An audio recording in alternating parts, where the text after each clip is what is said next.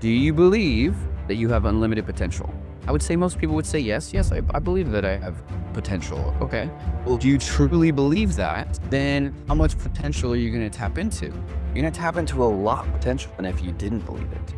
You're listening to Getting It Wrong to Get It Right. Daniel, how are you today? It took us a while to get here, but we eventually arrived. I think this is third time lucky trying to get you onto the podcast. I think you missed one, I missed one, and the gods are even trying to stop this one with the technical issues that we've had. But great to have you here. Yeah, it's great to be here. It's great to be here. Yeah, it's been a character building year and, a lot of good things, right? But there's always growth in every challenge or adversity that comes our way, right? And so it's how we look at those things and how we really gather the wisdom and not the pain, right? Because suffering is only temporary, right? Even Tony Robbins talks about that, where after a certain period of time, we have a choice of whether we want to suffer or what meaning we want to take from our circumstance, because we always have perspectives. And I've heard it from mentors too, that the people that could hold the most perspectives actually have the most options, because then you're not just looking at a problem or a challenge with one set of eyes. You can look at it with different eyes and different perspectives, which can then change the meaning of it. So yeah, it's been a great year so far. Good. And you've had quite an amazing journey since 2020 as well. And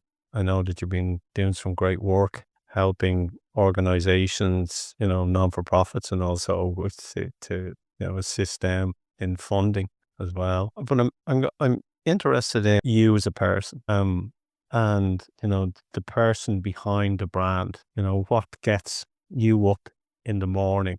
What are those routines that you focus in every day to make your business a success? Because, I put a post out on LinkedIn today, and it was basically around, speaking to businesses that saying, you don't have a problem with your product. It's just the conversations you're having are wrong. No. In leading to that, I'd love to ask you a question. If your brand had an enemy, what would it be called? And what would you be fighting against? An idea, habit, myth. What would that be? You know what? What I run into a lot is belief. And even yesterday, I was talking to a lady that does wealth consulting. And so we were talking about fundraising. And I told her, I said, the money's out there. Like, quite literally, there are billions of dollars available to us as far as grants. And that's from the private sector, from the public sector, from grants at, federal level to even state level and local level. There's all kinds of different grants available. And she was saying that she has a good point, that it's available to all of us, which is true. However, most people don't even believe that it's possible. Therefore, they don't even look for it. And I would say that's the enemy would be the belief in scarcity. The belief in, and maybe it's not even a belief in mediocrity, but it's people in their mindsets. They have to actually believe and see the vision. Because when I have clients that we tell them, okay, we're going to work on a $500,000 grant or $1 million grant, right? The ones that are just with it and say, yes, let's go, are the ones that typically get it, versus the ones that don't believe it's possible. And so I'd say that's the biggest enemy. It's the belief that it's not possible, or that it's not for them. It's for you. It's not for me. And so I would say that's the biggest thing, and when I have clients that they believe, they're certain, and then they're like, yeah, let's go, let's do it. Then we're met with, if that makes sense. Do you want to stop selling and start truly growing your business? Check out our free resources. Attract the right clients and close more deals and elevate your business to the next level. Visit joedalton.ie. We're here to make it happen. Let's grow together. Yeah, okay. So then, if you had, say, a billboard outside the industry and you were the guest speaker, so this billboard where everyone in the industry saw, what would it say? It's a good one to say. But it's all possible. All your dreams and anything that you could possibly imagine is possible because we're only limited by our belief of what's possible. I love that. What you're saying is that, belief in everything is possible. And when you were talking about belief systems and people not getting it, two things that came up for me was one is fear, and the other one is a belief that they're not entitled to it. So, as your belief system, what would you say to, say, people out there that are in business, they're listening to this or looking at you and they're going, does Daniel feel that that has made him move on the road to success? What is it that you feel that you have in your wisdom and your knowledge and what you've learned over the last 5 years? What would those installed habits that you do on a daily basis that get you up in the morning and keep you thriving to help all these people as well? Yeah, that's a really good question. Yeah, a lot of times when we're doing something and we end up getting the same result and we're not getting a different result that we truly want, then that means that we have something in our unconscious that's stopping us. So knowing psychology, right? I studied neuroscience and studied Dr. Joe Dispenza and all these other great thinkers and thought leaders. And we only have about 20% conscious control of our mind. So we could consciously think, okay, I want to change, or I want this thing or income to come my way. But then your unconscious brain could not believe it. It's like, oh, that's not true. And so then you actually reject it. And so then people could be going in a direction and then the result doesn't happen. So then they kick themselves and they're like, well, why isn't it happening? And so when we really understand the brain and we understand that we only have a limited conscious control, then how do we change those unconscious programs? Well, one of the most powerful methods is through repetition. And even Tony Robbins says the mother of mastery is repetition. And so I'll give you an example. When I really started to, like, when I broke through financially, and what I mean by that is like my first like 30K month, right? Where I was like, okay, all right, I'm on my way and I'm figuring things out. It was when I started writing this book. So it looks like kind of beat up, right? Because I've been holding it with me for about 5 years now. Bob Proctor taught me this, and I've been going through his book. It's called You Were Born Rich. It's an event that he did in the 80s, right? Like 85, 87, right? And I was born in 87. And he was talking about the law of vibration and the subconscious and how to impress things on the unconscious mind, right? And so one of the things was writing down your goals and reviewing them multiple times a day. Now, in the past months, I have been doing that actually, and reminded even now to go back to that because I have some really big things I'm working on. He would say, make a big goal and then meditate on that every single day and focus on it multiple times a day and take a moment to actually focus on the feeling associated with it. Okay. Because this is where the magic happens. When we feel and we know that it's going to happen, then the chemicals in our brain and our physiology, we actually feel like it's already happened. So when we feel and know that it's already happened and we charge in the direction of it coming true, and this is really interesting. It's just one of those things that, like, we're met with success when we charge in that direction. And so that's how you bridge the gap. It's the feeling of having it now, because then now we're not separate from our future. And we're actually conditioning our mind and our body to live in that, right? And so that's what bridges the gap. So anyway, Yeah, doesn't that make sense? I would Yeah. agree with you because, like, if you look at what Joe Dispenza does, he sort of brings people into the conscientious mind as the realms of possibility. And, Bob Proctor would have been speaking the same. And you have many others, Tony Robinson, who uses NLP to probe it through. And even if people really go into the crux, they could even tap into like Abraham Hicks or whoever as well. And it's really all about finding that space that you can sit in comfortably. And I think a lot of businesses and a lot of people keep saying, I have to work really hard to get something. And what they do is they just focus on the work, where there should be a moment where you need to stop and visualize And you're right when you say feel it within, because when you feel it, your brain doesn't know the difference between reality and fiction. But if you feel it and feel like this has already happened, something happens in the ether for that to shift. For that to shift, there's one thing which I've learned over 30 years, and I did a TED talk on becoming consciously aware as well back in 2019 myself, is that I've figured out that there's two elements to it, and I'd like to share them with you, Dan, and see what your opinion is.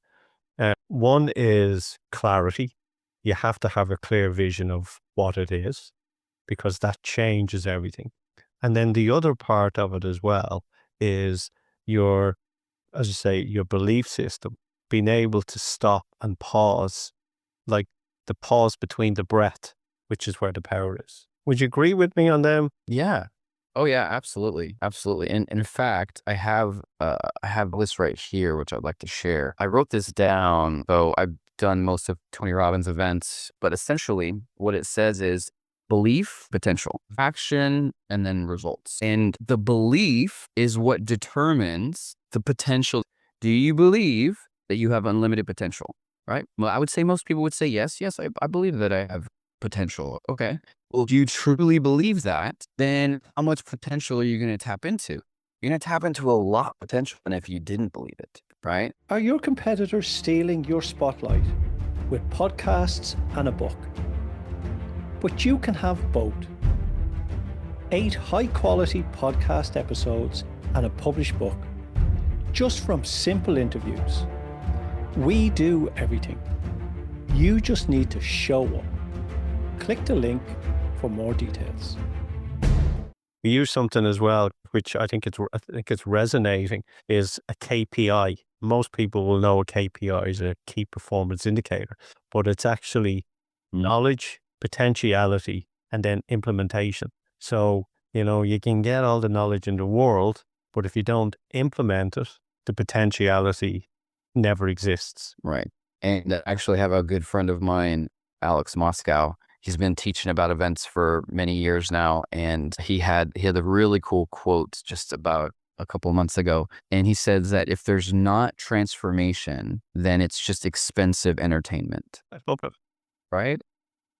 And it's so true, because I see that, and it's not a large portion. I definitely see that in the personal development community, where people go to an event and they get this high and they feel so good. And that's a great thing. It is. But if there's not implementation and integration into the knowledge that you learn, then what are we doing with it? It's the knowledge is just sitting there. God, you're so right.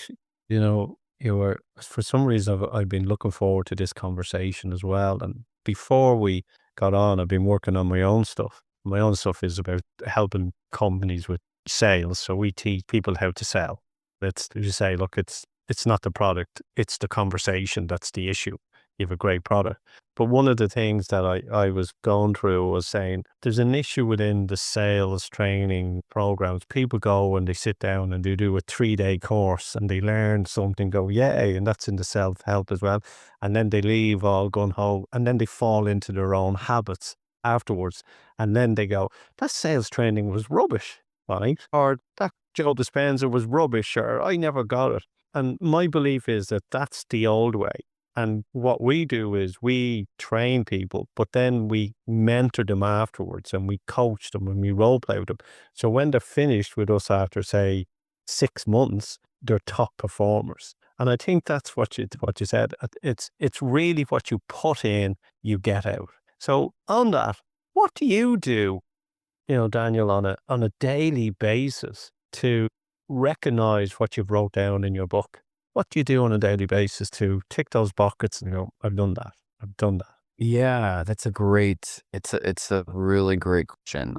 I had a breakup. My girlfriend and I broke up. I actually thought I was going to get married. We broke up a couple of months ago, and it was actually very challenging. And I've noticed that if I've fallen in love, it's like everything else in my life can be hurting, is what then did my daily habits. And so I'm sharing that because I just want to be fully transparent that it's it's in those most challenging times where it's the most important to dig into your daily habits, because your habits become you. And if you look at someone and you say, show me your habits, and I'll show you where you're going or who you're becoming. And so I've been meditating for many years. I started meditating back in 2016 when I went to my first Tony Robbins event. And so now I would say it's more of a walking meditation. And I do take time every day to be grateful. And then also the reason why I'm sharing the challenges is because I know that in everyday life, many times people have challenges and they don't have the tools and they haven't gone through the training, right? And so then if somebody hasn't gone to any of these events, they haven't read too many books, sure about, okay, I have some challenges happening in my life. What do I do? Okay. So I want to come from that place. That's why I was giving some context right now, because in essence, the body and the mind. And it's actually been most challenging for me going through this breakup and so it was just that disrupted my habits of really focusing on where I want to go and what I want to do. Right. And so what I've had to do is, and this has happened before, where I literally have to sit and I have to tell the mind, no, I'm going to sit here and I'm going to overcome myself. Right. Because if I want to share in full transparency just the emotional challenge that I've gone through over the past couple of months, because I know it relates to other people that are in like the rut, right? They're in just the ick of things. Sometimes things don't work out and that's okay, right? And so what helps me during those times is, one is, if I'm getting frustrated or I'm not having that emotional, resonance with the goals and the direction that I want to go, then there's a couple of things I can do. One is I can go to the gym, and I'll share with everyone a hack, which would be, if let's say you don't go to the gym too much, well then go do a cold plunge. Go do a cold plunge. That right there is going to get your mind to fight or flight, because where do we go? Where does the mind go when there's pain, right? So cold plunge, that's a hack. Sitting in that for a minute to 3 minutes, because you're not going to be able to think of anything else but the pain, the physical pain associated with being in that very cold water. Okay. Another one is doing some type of physical exertion, and whether that's even yelling, right? And I'll even share a hack. You get to a point and you just feel like it's like I've had a typical day, right? Because I want to relate to the realness of things that happen. Not everything's perfect. So let's say you're feeling overwhelmed. You can't go to the gym. You can't do a cold plunge. Okay, well, we can yell. I know it sounds crazy, but when we look down, especially for men, right? But this is also for women too. But sometimes with men, it's harder for us to process our emotions than women. Women can talk through things and it's easier for them at times to just let it flow through them. And so when we look down, we're actually engaging the emotional part of our brain. Okay.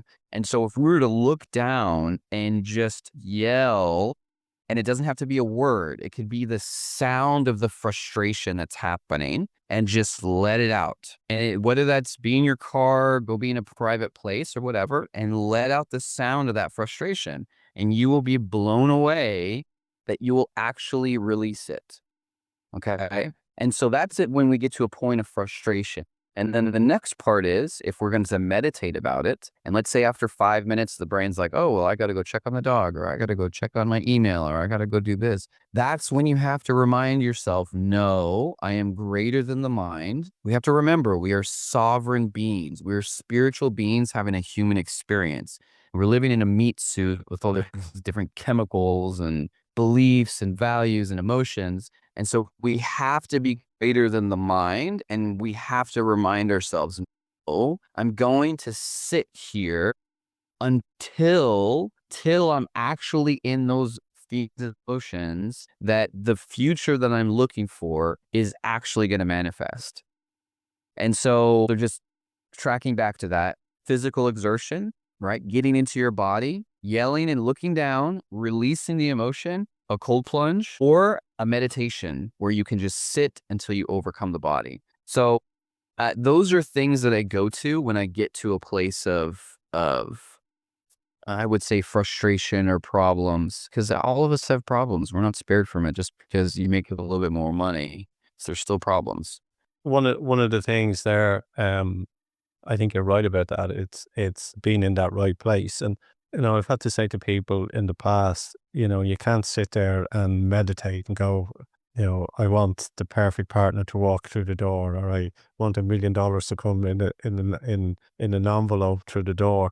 I'd say when you're in moments of silence, it's in those places you get then the thought of the inspiration to follow the action, gut feeling. And there's a difference between, head and gut.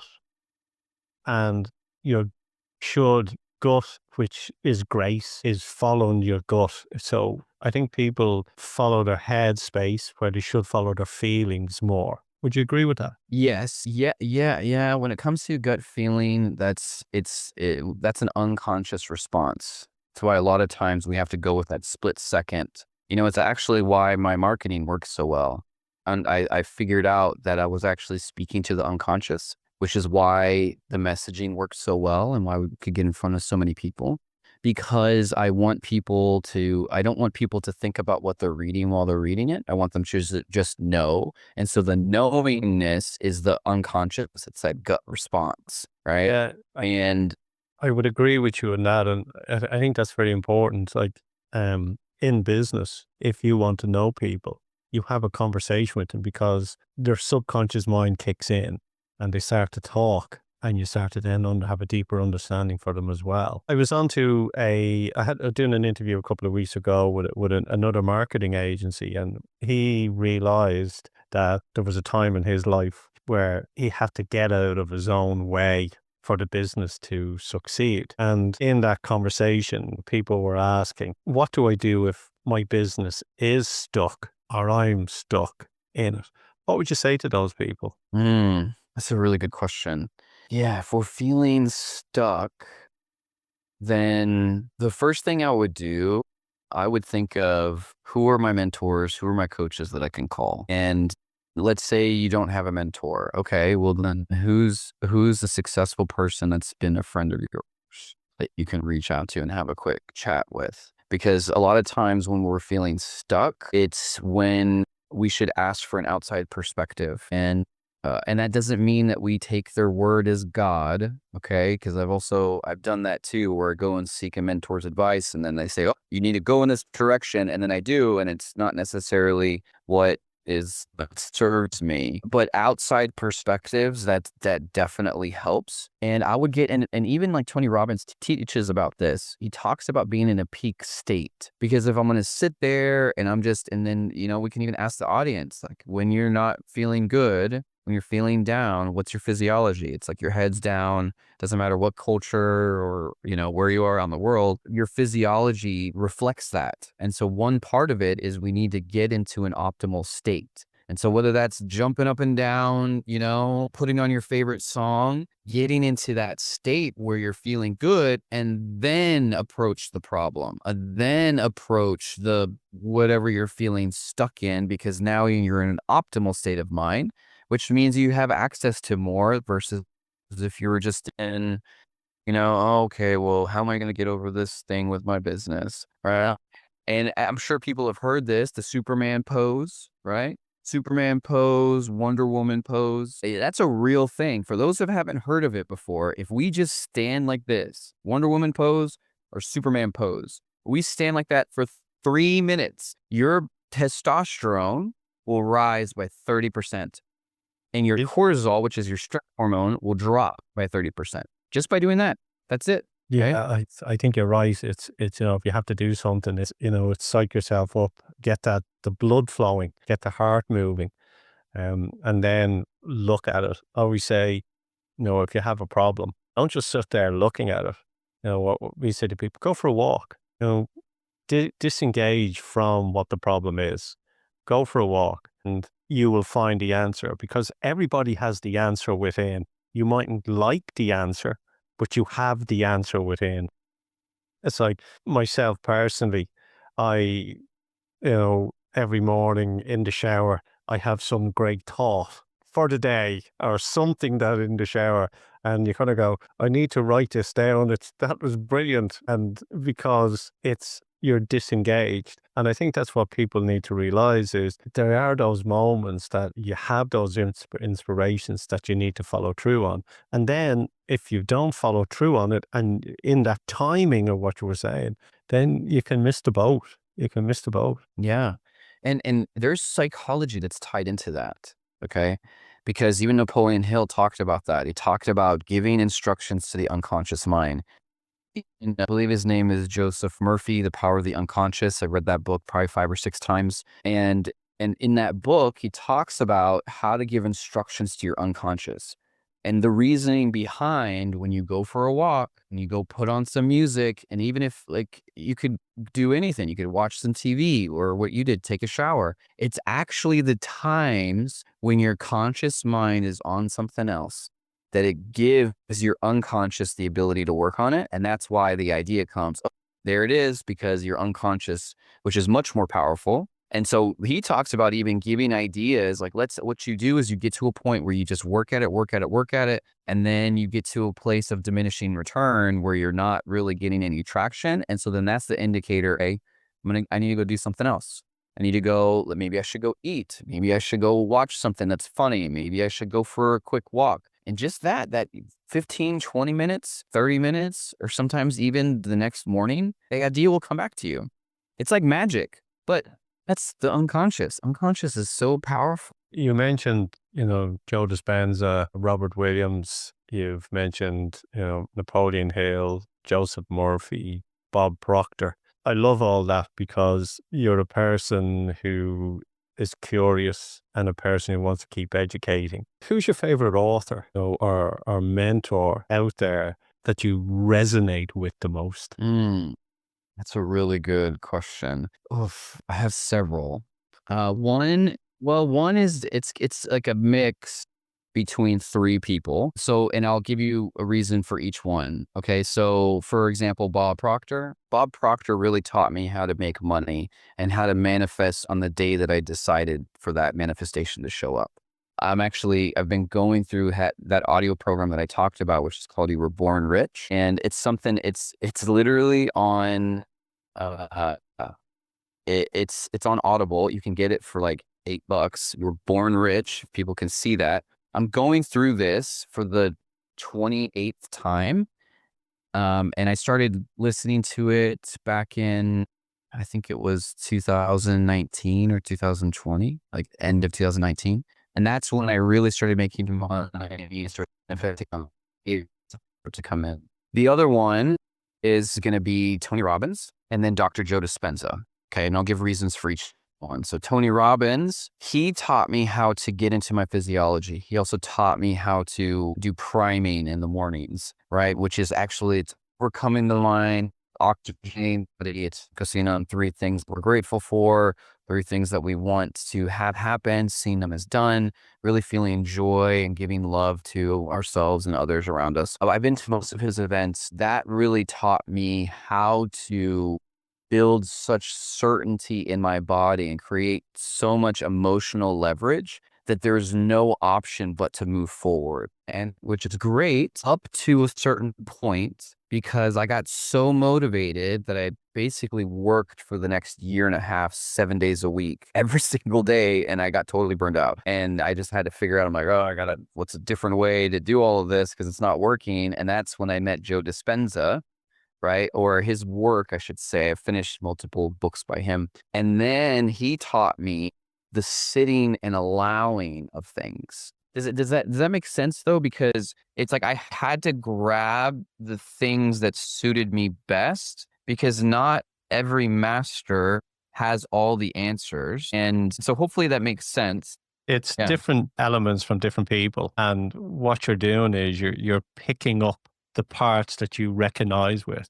So, Bob he's teaching you. When I've read Bob, I kind of got it. He was sort of saying, okay, you want this, you have to go for it, plan it in your mind before you go, and makes it easier. Tony Robinson is so about getting in the right state of mind physically and mentally so you have the energy to achieve it. And then Joe Dispenza is, okay, you've got this. Now we're going to put you into a quantum field of possibilities, that gap of silence where reality, and then you have spiritual realms where they connect and allow circumstances around you to happen. I've manifested so many wonderful things in my life that when they arrived, it was like a slap in the face. It wasn't like I want to manifest this and this suddenly happens. It was like, bang, oh my God, because it was the actions that I was carrying that actually made them manifest as well. Yeah, so I do get it. Yeah. Tell me this, Daniel, when people in the future, they think of Daniel Bishop, what would you like them to say about you? That I had a relentless pursuit of my mission, vision, and purpose. And I impacted thousands of lives. And I came from nothing. I was blessed that my parents were very well educated. My dad's a chiropractor, my mom's a nutritionist. And, my dad struggled in business, right? And so I remember he lacked anything, but we definitely didn't live in abundance and we just made enough. And so I know what it's like to be in that position of not having enough, not having the tools, not having the mindset, which is then what attracted all kinds of junk into my life. And that's what kind of switched things to where now I've gotten to a place where I can reach back down and help others rise up. And so the legacy would really be to help people with transformation and with actually tapping into their full potential. And then ultimately, I want to change legislation here in the United States. We're the richest country on earth. We also take the most drugs and we have the most people in prison per capita than anywhere else in the world. And about 80% of those people are locked up for non-violent crimes. And so what's happened is, and we have this same with the educational system. It's, we have 100-year-old education system that teaches people how to be a cog in a wheel. And so we have this outdated, antiquated system that punishes people for drug use when they should be rehabilitating them. And so ultimately, I want to change legislation that promotes transformation for the people in society that have been forgotten most, which is the prison population and the homeless. And so I would say that's really what my legacy I want to leave is that transformation for the United States. Vision from Mind Valley, when I interviewed him, I remember he was setting up, and it was a discussion we had at the time, was that the education system was broken, that it was to do with the industrial age where it was taking people out of the farms and getting them into factories. And that education system is still in place today, roll calls, sit down, speak when you're spoken to, and it was pulling the creativity or stopping the creativity in our children. And, because it was everybody needs to learn this way, but everybody is different. And that's why it was, it's so important. And I think there's a lot to 100-year systems need to change, definitely. And I think that as human consciousness evolves, I think those systems are going to collapse for the better. Well, I believe it. And I can't remember who said this, but they talked about how a fish will live its whole life feeling terrible about itself because it can't climb a tree, right? And we could have a school system that then demonizes somebody because they can't do the test or whatever course that they have. And so then they'll live in that desperation but they were a fish. They were never meant to climb a tree, right? And so, and I remember my uncle telling me this because he was an engineer. He built all the air systems for Burger Kings all over the world. And so when I was young, I was like in my teens, he would always tell me, he's like, you know what I made in college? He's like D's and C's. And he's like, the ones that make the D's and C's are the ones that build the companies. And then the A's and B students end up working for those people. And I always just took it as like, oh, okay, like that's cool. Even though like I failed a lot of courses in high school and I got pretty much C's through high school. I did better in college, but I only did about 2 years of college. And One thing that bothered me is that I would have to take these random courses that I hated that had nothing to do with what I was actually wanting to study. And I would almost fail them, or I would skip them or something. And I remember feeling bad, like I'm just, all these other people are doing well in these classes. But then guess what? It's like I found personal development, and now since 2016, I'm at 238 books since then, right? On neuroscience, on the mind, on psychology, on business psychology, on marketing, and I'm not saying that to impress anybody. I'm saying that to express that when we find those things that we can be passionate about, then we can dive deep into them. And then now it's shown that, oh, wow, I'm actually a great entrepreneur. I was built for that. I wasn't built to go be a cog in a wheel. Not saying there's that. I know people that love what they do and they love the, work that they're in. But I also know a lot of people that suffer in their jobs, and then they get stuck in it. They don't see a way out. And I feel for them. I remember being that, where I would have many jobs, even making good money, right? Where I still hated the fact that I felt owned by somebody else. Yeah, I can recall that. I remember being in business and coming back to Ireland and trying to get settled after being abroad for about 10 years and, sort of get a job. And I got a job in a company, and they had these big glass windows. And one day I looked, God, what am I doing in here? He says, I can't even go and get my dry cleaning or get a coffee. I'm trapped in this building from 9 till 5. And it was just a realization of going, now I know why I've been an entrepreneur for 10 years prior to that. Oh, I need to get out of here. It was like the fish in the gold box. Yeah. So that's funny. Tell me this, what did you get wrong to get right? My biggest one that really snapped me out of it. This was about, this is a while ago. This is 2008. I got arrested for something that's actually legal in the state of Texas. And it's called ketamine. They use it for people with antidepressant. There's all the studies that have come out. It's totally legal. You can just go to a doctor and get a prescription. And I ended up getting arrested for it. And I did a year and a half in the state penitentiary. And prior to that, I should say for context, I went through a breakup, and I went through depression for about 6 months, because this was prior to knowing the tools, personal development, all those different things. And it's a testament to where my mindset was, because in my mind, it was the worst possible scenario, worst possible outcome, worst possible everything, spiral downwards, right? Because I was believing it, and I was seeing it, and I was feeling it, and then it went that direction. And this is where the gift was. It was one of the hardest things I've ever gone through, but it's such a gift, because I can even stand on it today, where I feel grateful for it, because what it was, once I was in it, I realized, oh, this is suffering. This is real suffering, being separated from society and being locked up in a cage for a possession of a substance that the government decided was wrong for me at that time, when a couple of years later, now it's okay, which is why I'm actually going to get it totally expunged. So anyway, once I was in it, that's when I was like, oh, this is suffering. Prior to that, I was only suffering in my mind. And then when I got out, the sky was bluer, the grass was greener. I put myself through school. I got a good paying job. I was working as a technician, working in manufacturing facilities. But then I still had that, it's just not right. And in 2016, I found personal development. And I went to my first Tony Robbins event. He said, find a mentor. Shortly after that, I found a mentor. He was working on the Trump campaign at that time. He was traveling around with the president, leading their Facebook and Google and TV advertising. And I'm like, okay, gosh, this guy has to teach me, right? And so it took me a couple of months to start working with him, but I got the mentorship. And then now I've been to multiple Tony Robbins events. I did Platinum Partnership about 4 or 5 years ago. Still partnered with my mentor today. 6 years ago, started my nonprofit because I came to a level of success. I wanted to give back.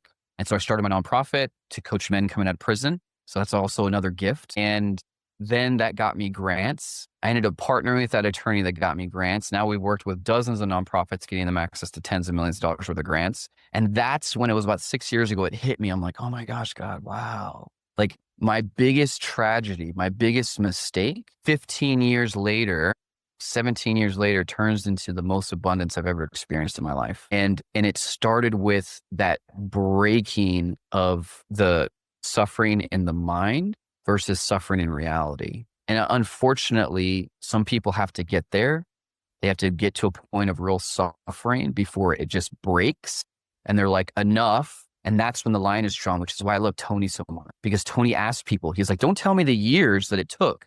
Tell me that defining moment where you said enough is enough and you changed your life. He's like, because that's what I want to study, right? So long-winded answer to say that my biggest tragedies turned into my most abundance. And that's why I have this passion to go and help people that were where I was at so many years ago. As Joseph Campbell would say, the dark night of the soul. I've often spoke about it where people suffer internally, and the amount of people out there that are not willing to face their own guilt and shame internally. And when you focus and face your guilt and shame, it's liberating, and you break free of those chains that are holding you, and a person's life then changes, because the only thing that holds us back is ourselves. And that's belief, and that self-belief, and that doubt, and that criticism, and the fear. And going back to what we spoke about at the very beginning, it's doing a full circle.